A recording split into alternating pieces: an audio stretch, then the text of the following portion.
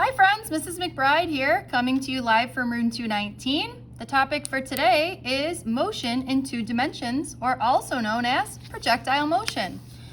We're going to do a lot of sports analogies here. So I'm sure when you shoot a free throw, you're thinking to yourself, wow, that's a projectile shot at an angle. Or when you kick a soccer ball, you're thinking, I wonder what angle I should kick this soccer ball at in order to get the maximum horizontal distance. Or maybe that's just me. All right, so I'm here on page 29, and we're starting to talk about projectile motion. Now, it would make sense that two-dimensional motion is described as motion that occurs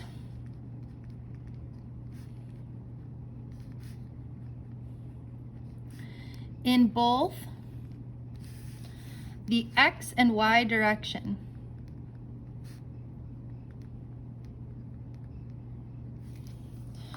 If you're not a sports fan, there's lots of other different ways that you can see projectiles, okay? But a lot of them are good sports examples. Okay, so like when you kick a soccer ball or when you hit a baseball, okay? Or when you shoot a gun, okay? There's all sorts of different things. Now, physics teachers a lot of times talk about a cannon. We really like to shoot cannons. So that's what you'll see a lot of times in physics problems. But there's lots of other real life examples. Now, in terms of two-dimensional motion, first of all, horizontal velocity is always constant. Remember, there's no acceleration in the X direction. Vertical velocity is always changing. And it's changing because we do have acceleration in the Y direction, and air resistance is always ignored. So in terms of horizontal velocity, we know that it is constant.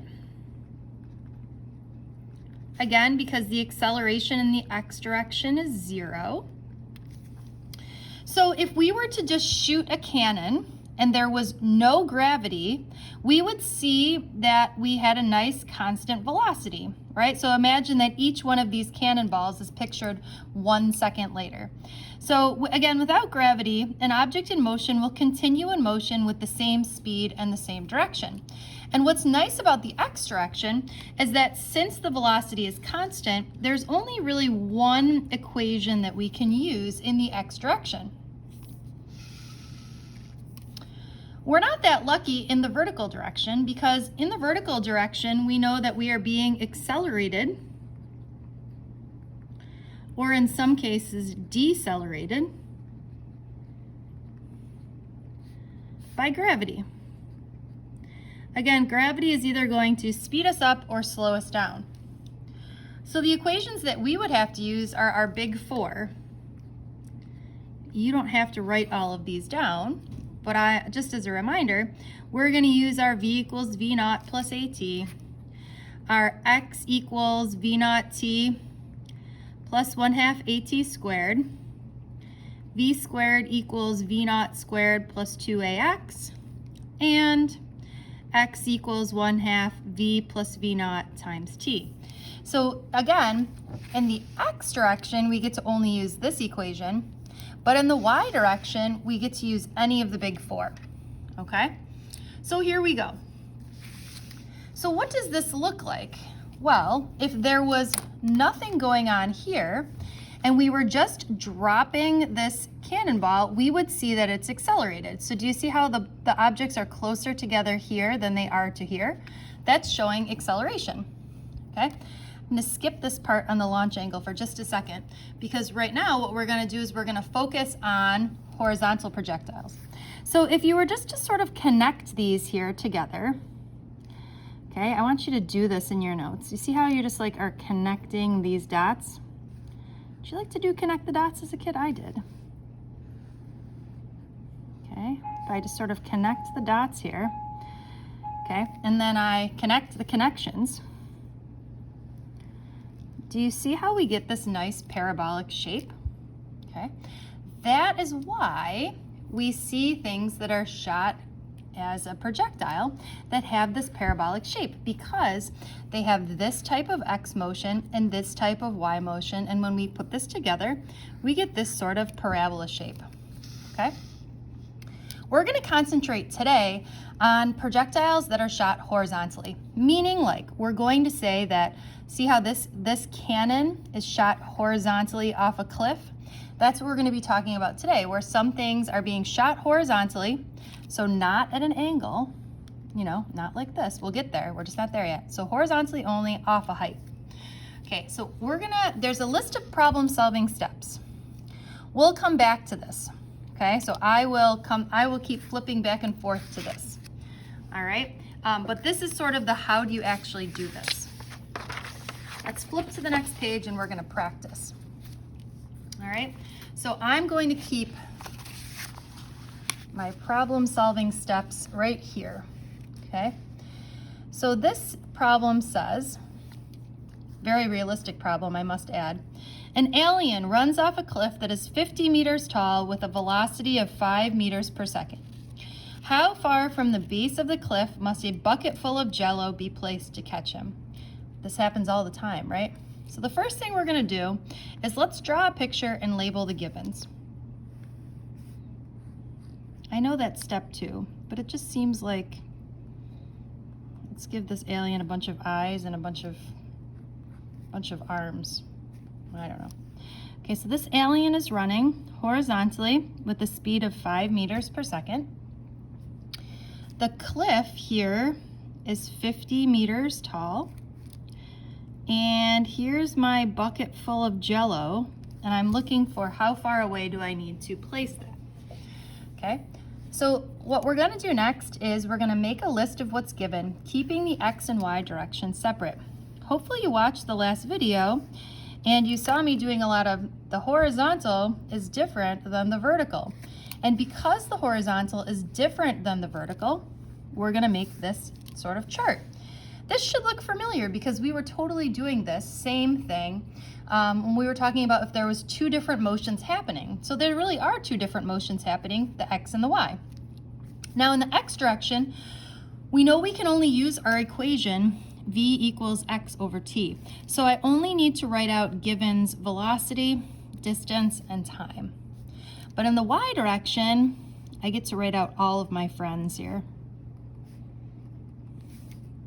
Okay. Now, it says, make a list of what is given, keep the x and y separate. Okay, here we go. So this here is its velocity in the x direction. An interesting fact about this is that since this is its velocity in the x direction, it has no initial velocity in the y direction. That's important to note for one of these types of problems. Okay. What we're looking for here is how far away to put the bucket of Jell-O. So we're looking for x in the x. And we also have, in this case, x in the y as negative 50. And we know that the acceleration is negative 10 or negative 9.8. Okay, so if I go back to my problem solving steps, I made a list of what was given, keeping the x and y separate. I drew a picture and labeled the givens. Make time the crossover variable and have it appear in both columns. Question mark, question mark.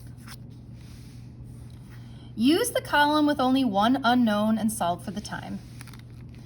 Since this side has only one question mark, I'm going to use this side to solve for the time. Once I have the time, I'm going to cross it over and I can only use this equation, so I should be in business. Okay, so I've got the equation without v. Hopefully you're saying to yourself, I know that's x equals v naught t plus 1/2 at squared. The initial velocity is 0, so I'm going to get rid of that. And I've got negative 50 equals 1/2 of negative 10 times t squared. Or I get that negative 50 equals negative 5 t squared. Okay. This I can do in my head here, but we'll grab a calculator anyways. Negative 50 divided by negative 5 is 10. And then, so if t squared is equal to 10, I'm going to take the square root of that, and I'm going to get that my time is equal to 3.16 seconds. Now I cross it over here, 3.16 seconds, and I'm looking for x. So if I have velocity is equal to distance over time, I get that 5 is equal to x over 3.16.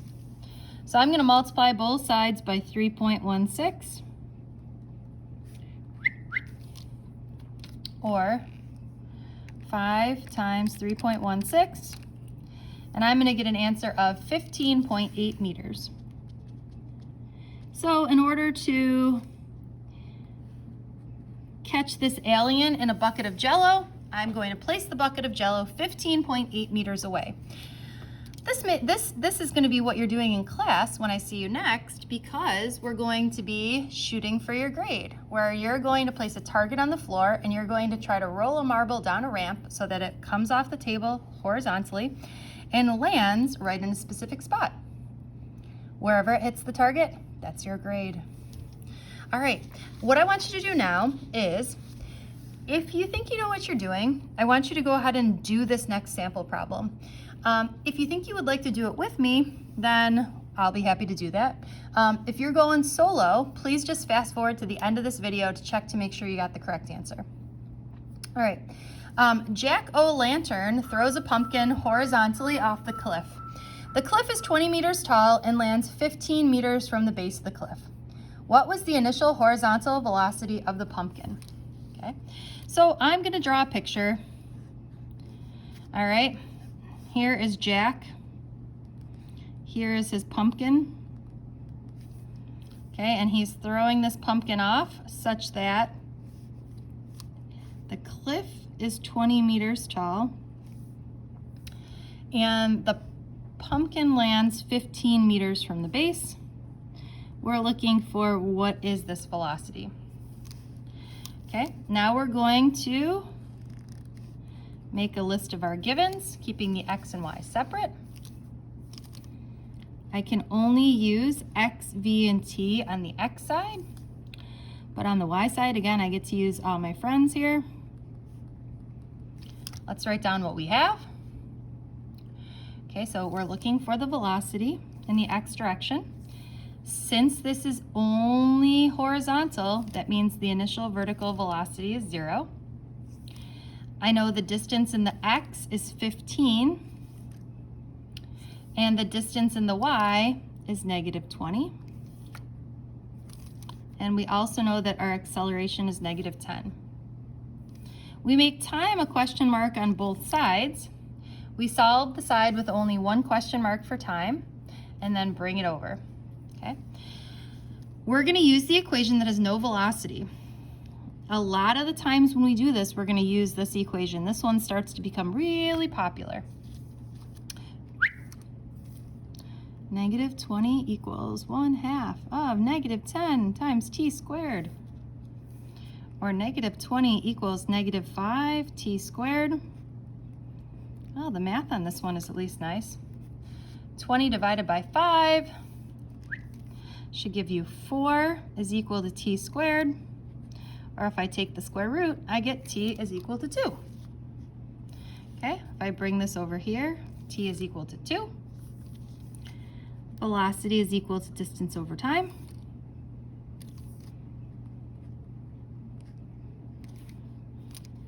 Or in this case, 15 over 2, 7.5 meters per second.